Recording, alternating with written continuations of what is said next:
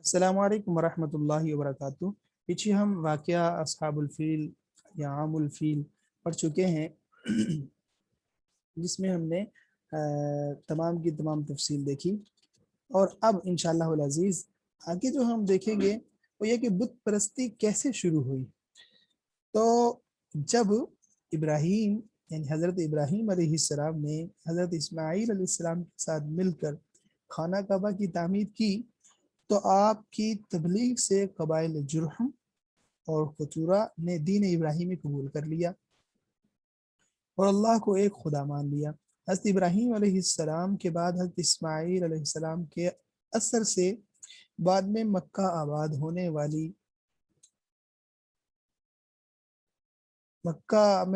ہونے والے وہ بھی دین حنیف میں یعنی حضرت ابراہیم علیہ السلام کا دین قبول کرتے رہے۔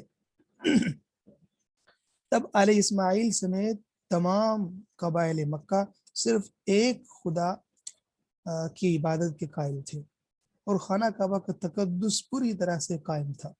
لیکن جب حضرت اسماعیل علیہ السلام کی وفات کے بعد پھر کوئی نبی اہل مکہ کی رہنمائی کے لیے مبعوث نہ ہوا، تو آہستہ آہستہ ان میں شرک و گمراہی پھیلنے لگی۔ پیچھے ہم نے عرض کیا تھا کہ جب مکہ پر قبیلہ ایاد اور بنو خزاعہ یکے بعد دیگرے حملہ آور ہوئے، تو بنو اسماعیل کے کئی قبائل کو مکہ چھوڑنا بھی پڑا۔ تب یہ لوگ برکت کی غرض سے کعبہ کا ایک پتھر بھی اپنے ساتھ لے گئے۔ کعبہ سے نسبت کی وجہ سے وہ اس کی بہت تعظیم کرنے لگے۔ اس تعظیم کا اثر یہ ہوا کہ آہستہ آہستہ آنے والے وقت ان کی آل اولاد نے خود اسی پتھر کو معبود مجازی کا درجہ دے دیا۔ اس طرح ان میں شرک رائج ہونا شروع ہوا، لیکن حقیقی معنوں میں عربوں اور خصوصاً اہل مکہ میں باقاعدہ شرک بت پرستی کا آغاز حضرت ابراہیم علیہ السلام سے کم و بیش 2500 سال بعد ہوا تھا۔ یہ شرک کا آغاز جب بنو خزاعہ نے مکہ پر قبضہ کیا۔ عربوں میں بت پرستی کا آغاز کرنے والا قبیلہ خزاعہ کا سردار عمرو بن لوحی تھا، اور یہ شخص خانہ کعبہ کا متولی بھی تھا۔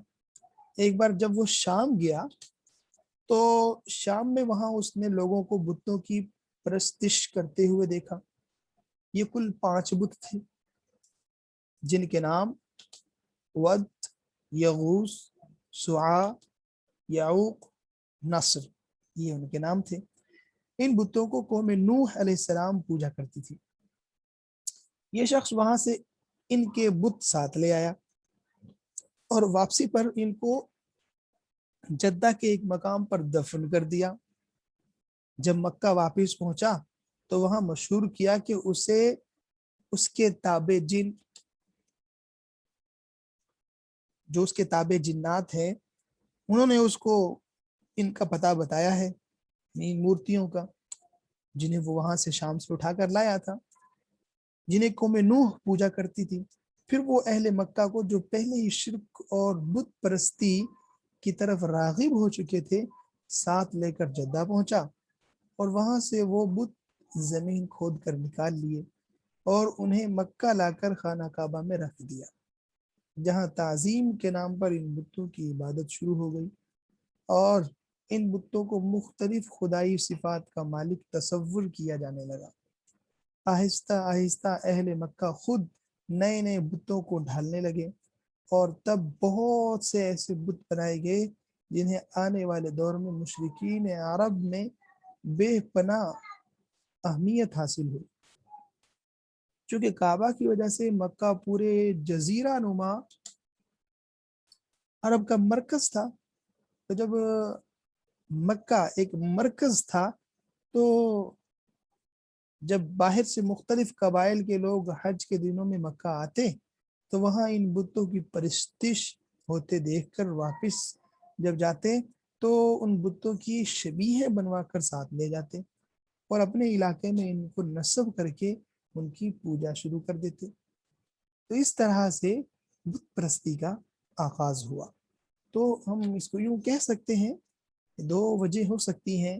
پہلی وجہ وہی ہے کہ ابراہیم علیہ السلام کے بیٹے اسماعیل علیہ السلام نے جب خانہ کعبہ تعمیر کر لیا، اور اس کے بعد جب اسماعیل علیہ السلام کی وفات ہو گئی، تو پھر یہ ہے کہ ان قبائل نے، جن کا میں نے آپ کے سامنے پہلے ذکر کیا، یعنی یہ بنو خزاعہ اور یہ قطورہ، انہوں نے اسلام قبول کر لیا تھا، جرہم اور قطورہ نے، لیکن بعد میں